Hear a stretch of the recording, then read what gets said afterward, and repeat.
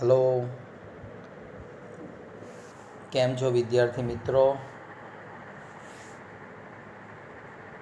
બહુ વખતે આપણે મળ્યા. હવે આપણે ધોરણ 10ની અંદર પહેલા પાઠની આપણે શરૂઆત કરવાની છે. પહેલો પાઠ ઇતિહાસનો પાઠ છે અને એનું નામ છે ભારતનો વારસો. એમ જોઈએ તો ઇતિહાસમાં દીકરાઓ 7 પાઠ આપેલા છે. 7 પાઠ વારસા વિશેના પાઠ છે. ભલે ભણવા માટે 7 પાઠ અલગ અલગ આપ્યા છે, પણ 7 પાઠ એક સળંગ એકમ જ છે. એમાં 7 પાઠની અંદર વારસા વિશે વાત કરેલી છે અને તે પણ ભારતનો વારસો. હવે વારસો શબ્દ આવે એટલે આપણને એવું થાય કે સર આ શબ્દ તમે સાંભળ્યો છે, ઘણીવાર સાંભળ્યો છે. તો વારસો એટલે શું? વારસો એટલે તમને આપણાને સીધી સાદી ભાષામાં કહીએ તો કે એક પેઢીએ બીજી પેઢીને જે કંઈ આપ્યું છે એમાં આપણે વધારો કરીને આપણા પછીની પેઢીને આગળ આપણે આપીએ છીએ, એને આપણે કહીએ વારસો. આપણા દાદાએ માલ, મિલકત, જમીન વગેરે આપણા પિતાને આપ્યું. આપણા પિતાએ એ વસ્તુમાં ઉમેરો કર્યો અને આપણને આપ્યું, એને આપણે વારસો કહીએ. મતલબ એક પેઢીમાંથી બીજી પેઢીમાં જે કંઈ આપણને મળ્યું છે તેને વારસો કહેવાય. આ થઈ આપણા ઘરની વાત બેટા. પણ આપણે ભારત દેશની વાત કરવાની છે. તો કે ભારત દેશની અંદર તમે જાણો છો કે પ્રાચીન સમયથી ઘણા બધા રાજાઓ, મહારાજાઓ, ઋષિઓ, મુનિઓ, વૈજ્ઞાનિકો, ચિંતકો બધા થઈ ગયા. એમને જે કંઈ નિર્માણ કર્યું છે, જે કંઈ એમને આપ્યું છે, એને પેઢી દર પેઢી આપણે સાચવી રાખ્યું છે અને અત્યાર સુધી આપણે એને સાચવતા રહ્યા છે. એને આપણે વારસો, પણ કયો વારસો કહેશું? ભારતનો વારસો. એ વારસા વિશે આપણે આ પાઠમાં વાત કરવાની છે. વારસાની વાત કરીએ, શરૂઆત કરીએ આપણે પહેલા ટૉપિકથી. તો પહેલો ટૉપિક છે બેટા ભારતની પહેલાં તો વિશેષતાઓ, ભારતનો પરિચય. તો કે આપણે પહેલો ટૉપિકની વાત કરીએ તો કે ભારતનો પરિચય. તો બરાબર ધ્યાન આપીને જોજો બેટા કે ભારતનો પ્રાચીન ગ્રંથ વિષ્ણુ પુરાણ. એમ તો આપણા પ્રાચીન ગ્રંથ ઘણા બધા છે, પણ એમાંનો એક ગ્રંથ આપણા હિન્દુઓનો છે વિષ્ણુ પુરાણ. એ વિષ્ણુ પુરાણમાં બેટા ભારત માટે ભારત વર્ષ નામનો ઉલ્લેખ કરેલો છે. ભારતમાં શુભ કાર્યોની શરૂઆતમાં લેવાતા સંકલ્પમાં, ભારતમાં જ્યારે પણ શુભ કાર્યો થાય છે, બ્રાહ્મણ જ્યારે સંકલ્પ લેવડાવે છે ત્યારે છે ને એની અંદર એ ભારત દેશ માટે ભારત વર્ષ, ભરતખંડ, જંબુદ્વીપ, આર્યવર્ત વગેરે શબ્દોનો ઉપયોગ કરે છે. ભારતની ઉત્તરમાં તમને 9મા ધોરણમાં ભણી ગયા કે ઉત્તરે હિમાલય આવેલો છે. પૂર્વ, પશ્ચિમ અને દક્ષિણ દિશાઓમાં સમુદ્ર જેવી કુદરતી સીમાઓ ધરાવતો દેશ છે. મતલબ આપણો દ્વિકલ્પીય પ્રદેશ છે નીચેનો. એ તમે 9મા ધોરણમાં ભણી ગયા દીકરાઓ. બીજું, વિશ્વમાં ભારત વિસ્તારની દ્રષ્ટિએ 7મું અને વસ્તીની દ્રષ્ટિએ બીજું સ્થાન ધરાવે છે. આપણે ભણીએ છીએ બેટા ભારતનો પરિચય, બરાબર ધ્યાન આપજો. અને ભારતે આપણને અને વિશ્વની પ્રજાને સમૃદ્ધ, વૈવિધ્યપૂર્ણ સાંસ્કૃતિક વારસો આપ્યો છે અને એ વારસા વિશે આ પાઠમાં આપણે ભણવાના છે બેટા. આ પહેલો ટૉપિક થયો. આની પછી મેં એક PDF તમને એક આપી દઈશ, એ તમારે તૈયાર ચોપડામાં લખીને તૈયાર કરી દેવાનું બેટા. બીજો ટૉપિક છે આપણે વારસાની વાત કરીએ તો કે એક પેઢીમાંથી બીજી પેઢીમાં આપણા વારસાનું હસ્તાંતર થયું છે. મેં તમને સમજાવ્યું કે આપણા દાદાએ આપણા પિતાજીએ આપણને જે કંઈ આપ્યું છે એને વારસો કહીએ. તો આપણે ત્યાં પણ મેં પહેલાં વાત કરી, ઘણા બધા ઋષિ મુનિઓ, રાજા મહારાજાઓ, ઘણા બધા વૈજ્ઞાનિકો, ચિંતકો થઈ ગયા. એમને જે કંઈ નિર્માણ કર્યું છે બરાબર, એને અત્યાર સુધી આપણે સાચવી રાખ્યું. એક પેઢીથી બીજી પેઢીમાં આપણે સાચવીને આગળ વધારીએ છીએ.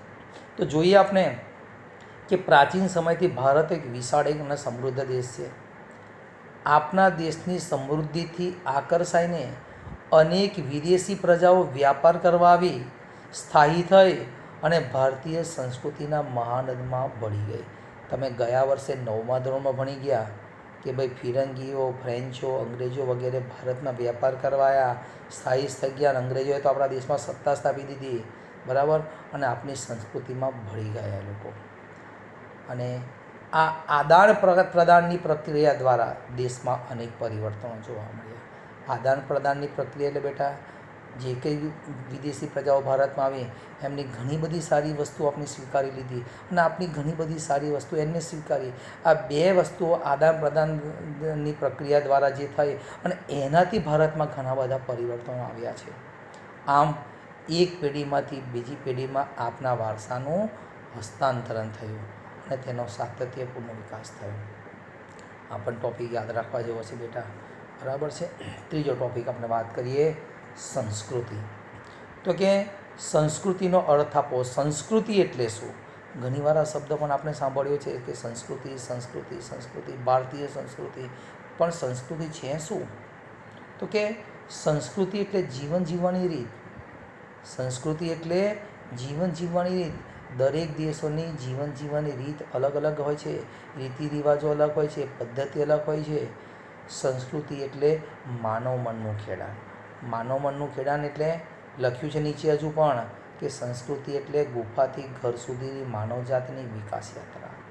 આદિમાનવ તમને ખબર છે દીકરાઓ કે ગુફામાં રહેતો હતો અને ગુફામાં રહેતો હતો, જંગલમાં રહીને જ્યાં જગ્યા મળે ત્યાં સૂઈ જાય, જે ખાવા મળે એ ખાઈ લે, બરાબર, ગુફાઓમાં જ્યાં જગ્યા મળે ત્યાં રાત નિવાસ કરે.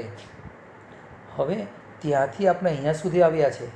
અહીંયા સુધી ડાયરેક્ટ નથી આવી ગયા. આપણે કેટલી મહેનત કરી છે, કેટલું આપણે માનવના મનનું ખેડાણ કર્યું છે અને ગુફાથી આપણે અત્યાર સુધી જે આપણો વિકાસ થયો ત્યાં સુધી પહોંચ્યા છે આપણે, બરાબર.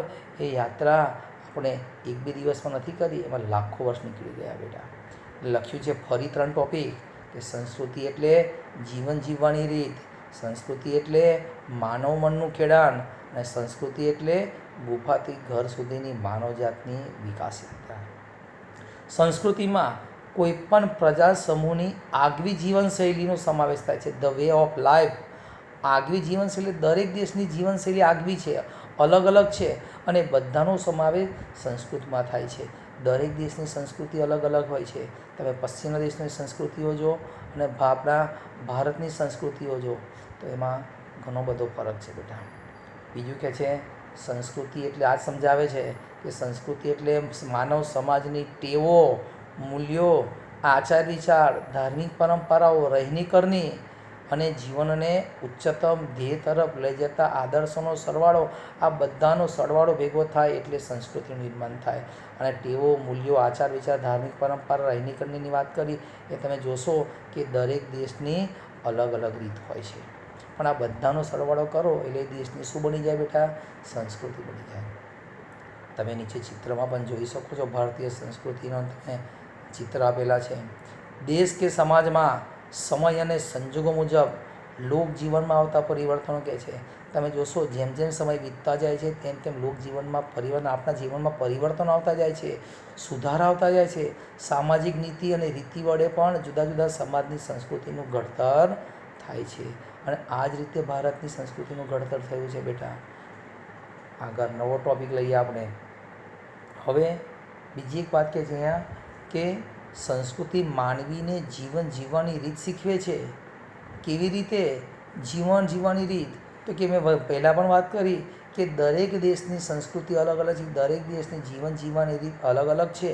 તો અહીંયા કેવી રીતે? તો કે વ્યક્તિના આહાર, પોશાક, રહેઠાણ, કૌટુંબિક જીવન અને તેની અભિવ્યક્તિની રીતો, મનોરંજન મેળવવાની રીતો, બોલવા ચાલવાની રીતો, અર્થ ઉપાર્જન એટલે આર્થિક પ્રવૃત્તિ કરવાની રીતો વગેરે સંસ્કૃતિ નક્કી. જેવી સંસ્કૃતિ એવો આહાર, પોશાક, રહેઠાણ, જીવન, મનોરંજન, બોલવું ચાલવું, આર્થિક પ્રવૃત્તિઓ વગેરે નક્કી થાય છે. માટે કહી શકાય કે સંસ્કૃતિ માનવીને જીવન જીવવાની રીત શીખવે છે. પ્રશ્ન પણ બહુ આઈએમપી પ્રશ્ન છે બેટા, બરાબર ધ્યાન આપજો.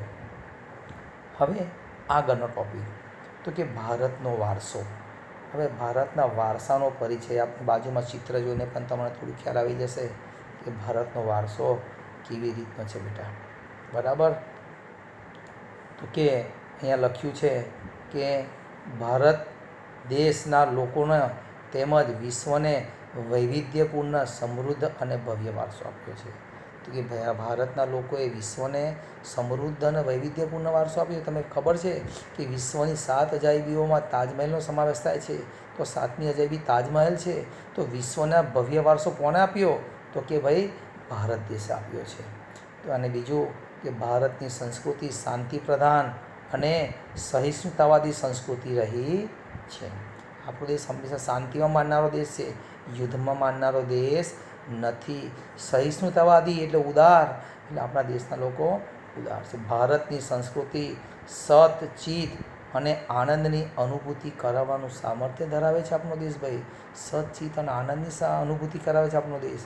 ભારતના ભાતીગળ વારસો એટલે વૈવિધ્યપૂર્ણ વારસો. ભારતના ભાતીગળ વારસા અને સમૃદ્ધિથી આકર્ષાઈને અનેક વિદેશી પ્રજા ભારતમાં આવીને વસી છે. હું તમને શરૂઆતમાં વાત કરી ફિરંગીઓની, અંગ્રેજો, ફ્રેન્ચોની વાત.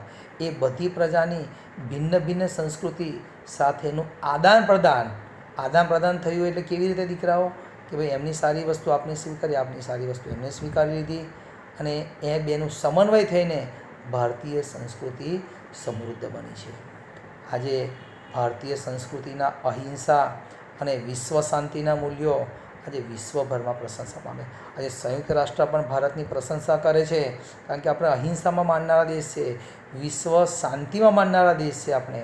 અને જગતના દેશોએ આજે આ મૂલ્યોનો સ્વીકાર કર્યો છે.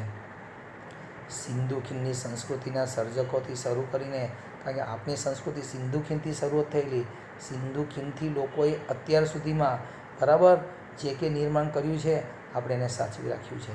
તો કે સિંધુ ખીણની સંસ્કૃતિના સર્જકોથી શરૂ કરીને આજ દિન સુધીના લોકોએ ભારતને પોતાના આવડત, બુદ્ધિ, શક્તિ, કલા કૌશલ્ય દ્વારા ભારતના વારસાને સમૃદ્ધ બનાવ્યું છે. આ ખાસ યાદ રાખજો કે સિંધુ ખીણની સંસ્કૃતિના સર્જકોથી શરૂ કરીને આજ દિન સુધી ભારતના લોકોએ પોતાના આવડત, બુદ્ધિ, શક્તિ અને કલા કૌશલ્ય દ્વારા ભારતના વારસાને અને સંસ્કૃતિને સમૃદ્ધ બનાવ્યું છે.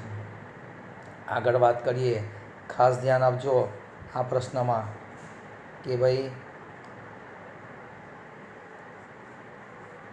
અનેક ઋષિમુનિઓ, વિદ્વાનો, સંતો, વૈજ્ઞાનિકો, સંશોધકો, સાહિત્યકારો, શિક્ષણશાસ્ત્રીઓ, રાજનીતિજ્ઞો, ઇતિહાસકારો, સમાજ સુધારકો, કલાકારો, કારીગરો વગેરે ભારતના ભવ્ય વારસાના નિર્માણમાં સમૃદ્ધ એનો દેહપીંડ ઘડવામાં ફાળો આપ્યો છે.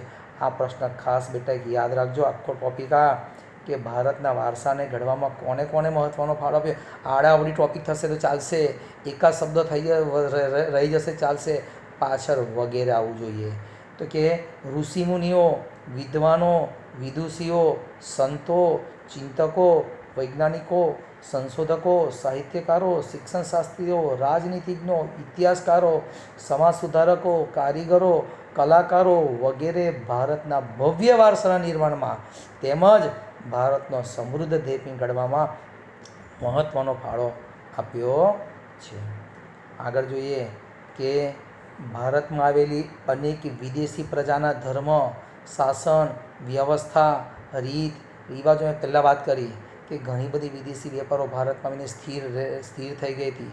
આપણે શું કર્યું કે વિદેશી પ્રજાના ધર્મ, શાસન વ્યવસ્થા, એમના રીત રિવાજો, પરંપરાઓ, ભાષા, લિપિ, બોલી, કથા, કલા, ચિત્રકલા, પોશાક વગેરે ભારતને મળ્યા, અને તેનાથી ભારતની ભાતીગળ સંસ્કૃતિનું નિર્માણ થયું છે. એટલે આપણને વિદેશી પ્રજાનો ફાયદો મળ્યો છે બેટા આપણને. આગળ વારસો એટલે શું? તો કે બરાબર ધ્યાન આપજો કે વારસો એટલે ખરો પાઠ અહીંયાથી શરૂ થાય છે બેટા, ખાસ યાદ રાખવાનું છે. આ છેલ્લો ટૉપિક લઈને હું પૂર્ણાહુતિ કરીશ. બરાબર ધ્યાન. તો કે મેઇન પાઠ હવે અહીંથી શરૂ થાય છે. વારસો એટલે શું અને ભારતના ભવ્ય વારસાના મુખ્ય 2 પ્રકારો જણાવો. અહીંયા લખ્યું છે બેટા કે વારસાના મુખ્ય 2 પ્રકાર છે, પ્રાકૃતિક વારસો અને સાંસ્કૃતિક વારસો. આ 2 વારસા વિશે પાઠમાં ભણવાનું છે. પ્રાકૃતિક વારસો એટલે શું? તો કે પ્રાકૃતિક વારસો એ પ્રકૃતિએ કુદરતે જે આપણને આપ્યું છે, નદીઓ, પર્વતો, જંગલો વગેરે જે કંઈ આપણને કુદરતે આપ્યું છે એને પ્રાકૃતિક વારસામાં સમાવેશ થાય છે. જ્યારે બીજો પ્રકાર છે સાંસ્કૃતિક વારસો, જે આપણે નિર્માણ કર્યું છે. બરાબર, પ્રાચીન સમયથી અત્યાર સુધી નિર્માણ થતું આવ્યું છે કે મહેલો છે, કિલ્લાઓ છે, ગુંબજો છે, મંદિરો છે, મસ્જિદો છે, મકબરાઓ છે, સાહિત્ય લેખન છે, જે કંઈ આપણા ઐતિહાસિક મહત્ત્વ ધરાવતા સ્થળો છે વગેરેનો સમાવેશ સાંસ્કૃતિક વારસામાં થાય છે. આ 2 પ્રકારના વારસા ભણવાના છે આપણે. હા, આ પાઠમાં આપણે પ્રાકૃતિક વારસાને ભણીને પછી સાઈડમાં રહેવા દેવાનો છે. પછી બાકીના 6 પાઠમાં સાંસ્કૃતિક વારસા વિશે વાત કરવાની. સાંસ્કૃતિક વારસો એટલે શું? તો કે આપણે જે કંઈ નિર્માણ કર્યું છે અને આપણે જે કંઈ અત્યાર સુધી સાચવી રાખ્યું છે એને આપણે સાંસ્કૃતિક વારસો કહીશું. તો આપણે હવે આગળ આ બંને વારસા વિશે વાત કરીશું. અમને આજે જે કંઈ મેં આ ટૉપિક ચલાવ્યા છે એ બધા ટૉપિકને તમારે તૈયાર કરી દેવાના છે બેટા. બરાબર છે?